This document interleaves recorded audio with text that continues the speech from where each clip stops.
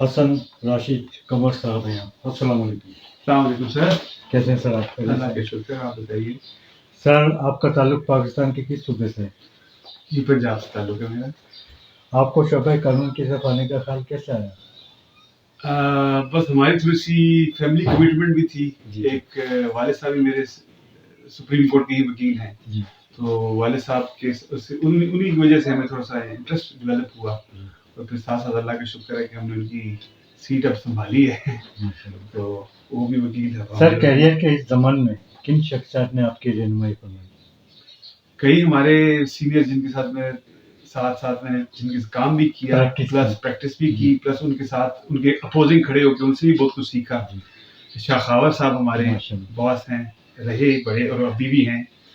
फिर मियाँ इश्तियाक साहब थे, मरहूम इस्लामाबाद से उनका ताल्लुक था। इस्लामाबाद में पीटी में प्रैक्टिस किया करते थे, वो बेचारे वफात पा चुके हैं, उनसे हमने बहुत कुछ सीखा। फिर अभी भी हमारे काफ़ी अच्छे हमारे जायसन साहब के साथ कोर्ट में दो पहले पेश हुआ था, उनसे सीखने का बहुत मौका मिला। सर वकला का पहली सीढ़ी जो होती है सिविल कोर्ट, जी, सिविल कोर्ट से लेकर सुप्रीम कोर्ट तक का सफर आप कैसे महसूस करते हैं? इंटरेस्ट होता है हर एक का, और प्रैक्टिस अगर हिप हैपनिंग अगर देखनी है तो डिस्ट्रिक्ट कोर्ट सिविल कोर्ट में बहुत गहमा गहमी रहती है केस के अंदर। हाई कोर्ट और सुप्रीम कोर्ट में जाकर वो स्लो, थोड़ी सी उनकी पेस स्लो हो जाता है, इस तरह कह सकते हैं आप, जिसकी वजह से वो थोड़ी सी रिलैक्स प्रैक्टिस होती है। डिस्ट्रिक्ट कोर्ट्स अपील दी हाई कोर्ट तो शदीद गहमा गहमी के साथ बोला जाता है, तो वो इंजॉय ज़्यादा करता है बतौर वकील। जब आप सुप्रीम कोर्ट में पहुंचे तो आपने क्या माहौल देखा और किस तरह आप केसेस लेके चले? काफ़ी कंजर्वेटिव माहौल है, और लीगली हमने बहुत सीखने को मिला। बड़े एबल जजेस हैं सुप्रीम कोर्ट में, जिनकी वजह से सीखने को हमें बहुत मिलता है। वहाँ उनसे सीखने का मिलता है लीगल पॉइंट्स के ऊपर बड़ा हमने देखा अच्छी तरीके से उसको। वकील भी बड़े तैयार होकर पेश अगर हुए हों, अपना प्रोफेशन केस तैयार किया हो तो बड़े अच्छे तरीके से पेश किया जाता है। सर आजकल आपके पास सबसे ज़्यादा मुकदमा किन केसेस के आते हैं? मुख्तलिफ मुकदमात, मुख्तलिफ किस्म की नौइयत के मुकदमात हैं। कुछ कॉन्स्टिट्यूशनल भी हैं, कुछ दीवानी भी हैं, कुछ फौजदारी भी हैं। मुख्तलिफ हैं मुकदमात मेरे पास, मुख्तलिफ कॉर्पोरेट वगैरह? जी कॉर्पोरेट भी है जी, और बैंकिंग वगैरह भी। सर माजी और आज की अदालतों की कारकर्दगी, जजमेंट और जज साहिबान की खिदमत के मियार में क्या फ़र्क महसूस करते हैं आप? मेरा ख्याल है कुछ मामलात के अंदर तो जिस तरह सुना जाता था ना कि केसेस से दीवानी मुकदमात अरसा लग जाता है, डिसाइड नहीं होते, ऐसा चेंज हो रहा है। अभी मेरे पास भी कई मुकदमात थे। घर की पोजीशन का एक केस था, वो तकरीबन 1.25 साल के अंदर डिसाइड हो गया और अब उसकी अपील फाइल कर दी गई। कहने का मकसद ये कि बेहतरी आई है। जजमेंट्स में थोड़ी सी आप कह सकते हो कि कुछ में जजेस ने थोड़ी सी जल्दी कर दी, कुछ जजमेंट्स का खैर वो फ्लॉज हैं, लेकिन अमूमन आमतौर पे नॉर्मली अगर देखें तो केस के अंदर जो तेजी का रुझान जरूर है कि जल्द से जल्द केस डिसाइड करती है। सर वकला का किरदार अपने क्लाइंट के साथ शानदार, प्रोफेशनल वकला का। जी जी। सवाल ये है कि वकला अपने क्लाइंट के मसाइल हल करने में कामयाबी के साथ समाप्त के वक्त क्या किरदार अदा करते हैं?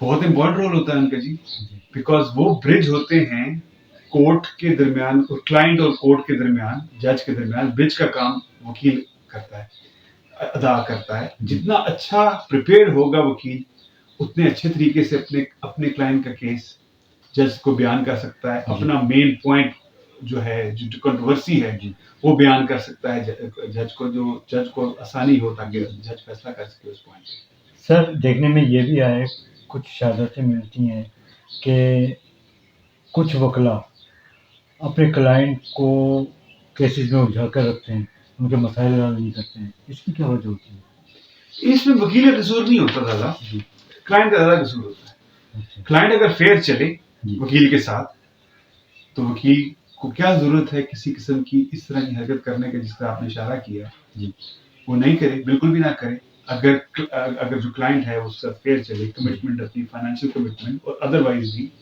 गलत बयानी ना करे, सब बातें बताए, तो बिल्कुल वकील को जरूरत ही नहीं है कोई इस तरह की हरकत करे कि क्लाइंट को उलझा के रखे।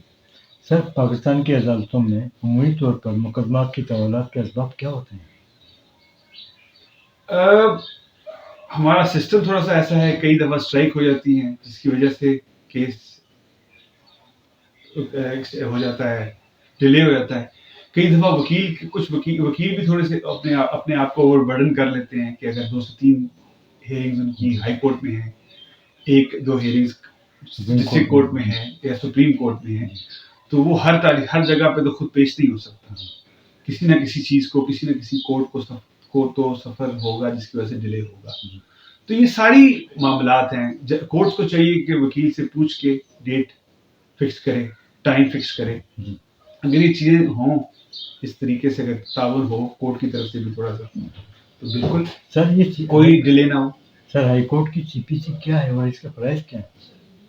سی پی سی تو ایک ہی ہے سر، چاہے وہ ڈسٹرکٹ کورٹ ہو چاہے وہ ہائی کورٹ ہو. سپریم کورٹ میں سی پی سی نہیں ہے، سپریم کورٹ کے اپنے رولز ہیں، لیکن ہائی کورٹ اور ڈسٹرکٹ کورٹ کی تو ایک ہی سی پی سی. اس کا پرائز کیا ہے سر؟ فرائض ججز کی تھوڑی سی کانسٹیٹیوشنل ڈیوٹیز آ جاتی ہیں. ہائی کورٹ کے ججز جو ہیں، جس طریقے سے وہ نارمل ججز، مطلب جس طریقے سے سول کورٹ کے ججز ہوتے ہیں یا انڈر منسٹری آف لا، وہی اپوائنٹ کرتی ہے. ہائی کورٹ کے ججز کے لیے کانسٹیٹیوشنل مینڈیٹ ہے. سر پاکستان کی عدالتوں میں تقریباً 25 لاکھ کے قریب کیسز التوا کا شکار. جی کلائنٹ پریشان، ذمہ دار کون؟ میرے خیال میں سب کی ڈیوٹی ہے، صرف ایک وکیل کی ڈیوٹی نہیں ہے. مطلب ابھی جس نے کیس کیا ہے اور جس پر کیس کیا ہے، دونوں وکلا اگر ان کے مطابق چلیں، کیسز کے مطابق چلیں، روٹین کے مطابق چلیں، تو ڈیلے نہ ہو. اگر آپ کسی کو ایک کو پوائنٹ فنگر کرنی ہے تو پھر مشکل ہو جائے گا. تو سر اس سب کا کلیکٹیو قصور ہے. اس میں جج صاحبان کی بھی کمی پائی جاتی ہے. جی بالکل، جج صاحبان اگر تھوڑا سا کوآپریٹ کریں وکیلوں کے ساتھ کہ جی یہ تاریخ دے دیں، تاکہ ہم آپ کا جو مطلب اگر شہادت کرانی ہے کسی کیس کے اندر، جج بولتا ہے کہ جی اس تاریخ کو شہادت کرائیں، وکیل بولتا ہے کہ جی اس تاریخ میں بزی بہت ہوں، یہ تاریخ نہ دیں، آپ یہ تاریخ دے دیں. لیکن اگر جج صاحبان وہ تاریخ نہ دیں جو وکیل ریکویسٹ کر رہا ہے، تو کوشش کرے گا وکیل پہنچنے کی کورٹ میں، لیکن اگر نہ پہنچ سکے تو پھر وہ اس کی. سر حال ہی میں وزیر اعظم صاحب کا بیان آیا ہے، رپورٹ طلب کی وزارت قانون سے زیر التوا کیسز کے بارے میں. تو یہ صرف رپورٹ ہی رہے گی یا آگے امپلیمنٹیشن ہوگی؟ امپلیمنٹیشن تو ڈیفینیٹلی ریفارمز کی ضرورت تو ہر وقت رہتی ہے، کیونکہ سسٹم کے ساتھ ساتھ ابھی ہمارے پاس 1908 کی سی پی سی ہے، اس میں amendments over a period of time ہوتی رہی ہیں. ابھی لیٹسٹ امینڈمنٹس 2016 میں ہوئی تھی، وہ خیر تھوڑی سی ان کی کچھ امینڈمنٹس تھی جو وہ واپس کر دی گئیں. لیکن سی پی سی کے اندر اگر امینڈمنٹ کرائی جائیں کیس ڈسپوزل کی حد تک، کہ کس ٹائم فریم اگر تھوڑا سا اس میں لکھا جائے تو ڈیفینیٹلی بہتری آئے گی. ابھی اسلام آباد کے اندر ایک میڈیشن کا کانسیپٹ بھی آ گیا ہے کہ بہت سارے کیسز میڈیشن کو ریفر ہوتے ہیں تاکہ ان کے ذریعے جلد سے جلد فیصلہ ہو سکے. سر بیان کمشنر راولپنڈی چٹا صاحب، جی چیف جسٹس صاحب کو تنقید کا نشانہ کیوں بنایا، جس سے ہمارے پاکستان کی بھی بدنامی ہوئی؟ بدنامی تو نو ڈاؤٹ ہوئی، لیکن کیوں بنا رہا تھا اس کا سوال تو وہی جواب دے گا. لیکن بنانا چاہیے تھا کہ نہیں بنانا چاہیے تھا، اس پہ ہم کمنٹ کر سکتے ہیں کہ جی آنریبل چیف جسٹس کو بالکل نہیں پوائنٹ آؤٹ کرنا چاہیے تھا. باقی اس نے کیوں کیا یہ تو اس کا جواب وہی. سر عدالتوں میں آئین پاکستان موجود، جی قانون موجود، جج صاحبان کے پاس قلم کی طاقت، کیا چیف جسٹس صاحب اس واقعے پر از خود نوٹس نہیں لے سکتے؟ از خود نوٹس جو ہمارے پاس وہ موٹو مشہور تھا ایک، اس کو کافی اس کے رائٹس آف چیف جسٹس پہ کافی ریزرویشن ہو چکی. نیا جو ایکٹ آیا تھا، ریزرویشن ایکٹ 2023 لاسٹ ایئر جو آیا تھا، اس کے اندر ایک کمیٹی بنا دی گئی ہے 3 سینئر موسٹ ججز کی. وہ فیصلہ کریں گے کہ اس کو اتنا امپورٹنٹ میٹر ہے کہ اس کو سو موٹو لیا جائے یا نہ لیا جائے، تو پھر اس کو موٹو لیا جائے گا. اب وہ کمیٹی جو سینئر ججز کی ہے اگر وہ ڈیسائیڈ کرتی ہے تو بالکل سو موٹو لیا جا سکتا ہے. سر چیف جسٹس صاحب کی سربراہی میں 3 رکنی، 5 رکنی، 7 رکنی بینچ تشکیل دی جاتے ہیں، آگے چل کر یہ ٹوٹ کیوں جاتے ہیں؟ کچھ ججز کی جو کچھ ممبر ہوتے ہیں اس بینچ کے، ان کو اگر اپنی ڈیوٹیز اگر سمجھتے ہیں کہ ہم اپنی ڈیوٹی نہیں صحیح سر انجام دے سکتے تو وہ بالکل ریکیوز کر جاتے ہیں، جس کی وجہ سے بینچ ٹوٹ جاتا ہے. سر آج کل جج صاحبان اپنی پسند ناپسند کے تحت فیصلے کر رہے ہیں، کیا ان میں بھی مخالفت یا سیاست چل رہی ہے؟ دیکھیں ایک پوائنٹ آف ویو ہوتا ہے کہ ایک پروپوزیشن کوئی جج سنتا ہے اس کا ویو ہوتا ہے کہ جی یہ ایسا ہے یہ مطلب ایگری کرتا ہے. جی ایک جج صاحب یہ کہہ سکتا ہے کہ میں اسے ایگری نہیں کرتا. تو اس میں پسند ناپسند نہیں ہے, ان کی اپنی لیگل ایکیومین ہے کہ وہ جس کو بہتر سمجھتے ہیں اس کے مطابق فیصلہ کرتے ہیں. فیصلہ تو ایک خیر لا کے مطابق ہی کیا جاتا ہے. سر واقعہ 9 مئی پوری دنیا کے سامنے بانی پی ٹی آئی پر 200 سے زائد کیسز بنانے کی وجہ کیا بنی؟ بیسیکلی تو لا ٹوک اٹس اون کورس. جب 9 مئی کا واقعہ ہو گیا تو جہاں پہ کوگنیزیبل offense کمٹ ہوتا ہے جی اس پر ایف آئی آر رجسٹر ہو جاتی ہے. جی تو اگر اس میں لا کی وائلیشن ہوئی تو بالکل ایف آئی آر سر واقعہ 9 مئی سول میٹر ملٹری کورٹ تشکیل دینا, ملٹری کورٹس میں کیس چلانا پاکستان کی عدالتوں کا کردار نہیں؟ سر بالکل کردار تھا, لیکن اس کے اوپر ایک سپریم کورٹ کا ویو آ چکا ہے. جی تو ہم وہ تو پینڈنگ چل رہا ہے سر. کچھ بھی اس کے اوپر ایک ریزرویشن تو کچھ ان کی ایک فائنڈنگ آبزرویشن تو آ چکی ہے اس کے مطابق. لیکن یہ ملٹری کورٹس بھی پاکستانی کورٹس ہی ہیں, ان کی ریمیڈی بھی اپیل ہی ہے. ہائی کورٹ کے اندر وہ میٹر ان کے خلاف بھی اگر فیصلہ ان کے فیصلے سے اگر کسی کو اختلاف ہے تو وہ اپیل ہائی کورٹ میں اپیل فائل کر سکتا ہے, ریٹ فائل کر سکتا ہے. تو پاکستان کورٹس تو وہاں پر جو ہمارا کورٹ سسٹم ہے ہائرارکی ہے وہ ہر طرح سے انوالو تو ہے, سر چاہے وہ ملٹری کورٹس ہو چاہے وہ نہ ہو. سر اڈیالہ جیل سمیت پاکستان کی جیلوں میں قیدیوں کے بے تحاشا مسائل, قیدی بیماریوں کا شکار, ذمہ دار کون؟ جیل انتظامیہ جی. ان کو بہتری چاہیے کہ اپنے لا ریفارمس لے کر آئیں تاکہ ان کی پریشانیوں کا حل نکالا جا سکے یا حل کیا جا سکے. اچھی میڈیکل ہیں پلس لیگل, ان کو لیگل وکیل کی بھی ضرورت ہوتی ہے کہ کچھ قیدی افورڈ نہیں کر سکتے وکیل کی فیس, تو ان کو وکیل بھی پرووائڈ کیے جاتے ہیں سپریم کورٹ میں. جیل انتظامیہ کے ساتھ civil and district and session جج کی ذمہ داری نہیں؟ جی بالکل, ایک ڈیوٹی جج ہوتا ہے, سیشن جج جاتا ہوتا ہے جیل ٹرائل کے لیے, اور ویسے بھی جیل کا وزٹ بھی کرتے ہوتے ہیں منتھلی. جی اور ہر علاقہ مجسٹریٹ جو ہے وہ بھی جیل ڈیوٹی ہوتی ہے ان کی, ڈیفینیٹلی اپنی ڈیوٹی ڈسچارج کرتے ہیں. سر آپ کے خیال میں پاکستان کے اہم مسائل کیا ہیں؟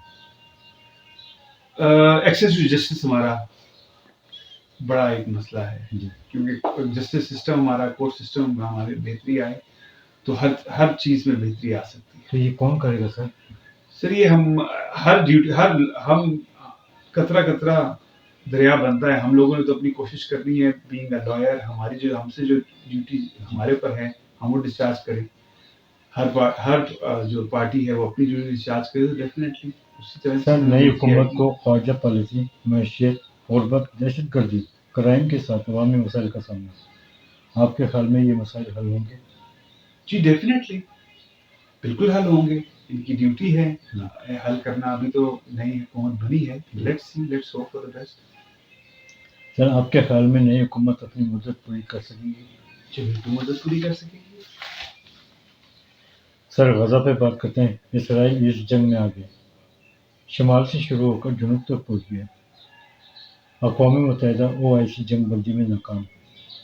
آپ کے خیال میں غزہ کا کیا مستقبل ہے؟ غزہ کا مستقبل یہی ہے کہ جب تک ہم مسلمان ممالک اگر مل کے ایک یک زبان ہو کر اگر اس کو ڈیل نہیں کر سکتے تو پھر اس طرح کے واقعات ہوتے رہیں گے, اور ممالک بھی ہوتے رہیں گے. سر آپ کی نظر میں اگر اسلامی ممالک تھوڑی سی جرت سے کام لے لیں تو مسئلہ غزہ حل ہو سکتا ہے؟ جرت نہیں, عقل مندی سے کام لے لیں جی تو تب بھی ہو سکتے ہیں. کشمیر پہ بات کرتے ہیں سر. تحریک آزادی کشمیر تاریخ کے نازک موڑ پر ذمہ دار کون؟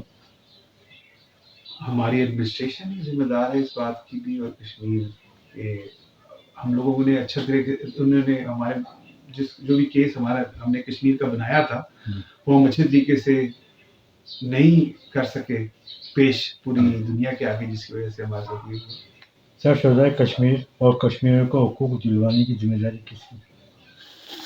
اب تو لینی پڑتی ہے, کشمیریوں کی اپنی بھی رسپانسبلٹی اتنی ہے جتنی ہماری ہے. سر آپ کے خیال میں شہدائے کشمیر کی عظیم قربانیاں رنگ لائیں گی؟ انشاءاللہ رائٹ پہ اگر ہیں تو بالکل رنگ لائیں گے, کیوں نہیں ان کو